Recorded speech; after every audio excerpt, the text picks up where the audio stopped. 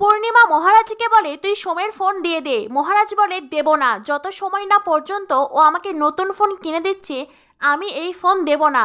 সোম বলে আরে আমি এত টাকা কোথায় পাবো, তুই তোর ফোনটা সারিয়ে নে না। মহারাজ বলে আমার ফোনটাকে কি তুই সারানোর মতন অবস্থায় রেখেছিস? তুই যে মাকে ফোন করে এত দূর নিয়ে এসেছিস, তুই কি মাকে আসল সত্যি বলেছিস তুই আমার ফোন ভেঙেছিস? পূর্ণিমা তো অবাক হয়ে সোমের দিকে তাকায়। সোমের মুখে আর কোনো কথা নেই, সে মাথা নত করে দাঁড়িয়ে থাকে।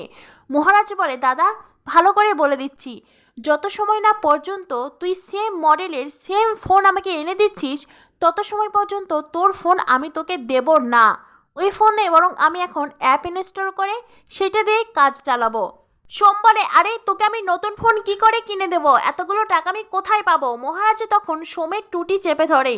টুটি চেপে ধরে বলে ওলে বাবা লে, এতগুলো টাকা কোথায় পাবে? আমার সোনা দাদা, আমার ভালো দাদা, তোর দামি ফোনটা দিয়েই না ভিডিও অনেক সুন্দর হবে জানিস তো, আর অ্যাপটা খুব তাড়াতাড়ি রান করবে। পূর্ণিমা তখন মহারাজকে বারবার সোমের কাছ থেকে ছাড়াতে চেষ্টা করে। এরপরেই মহারাজ সোমকে ছেড়ে দেয় আর সোমকে বলে তোকে অনেক অনেক ধন্যবাদ রে দাদা, তোর দামি ফোন দিয়ে কাজগুলো অনেক সহজ হবে জানিস তো, অনেক ভালো হবে। এই বলে মহারাজ ওখান থেকে চলে যায়। মহারাজ নিজের কাজে লেগে পড়ে। পূর্ণিমা তখন পূজার কাছে যায়। পূজা বলে মা আমার অ্যাপ মহড়ার দিনে আপনি এখানে থাকবেন তো সকলের সঙ্গে?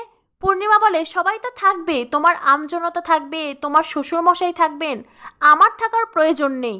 এই বলে পূর্ণিমা সোমকে বলে চল বাড়িতে যাব।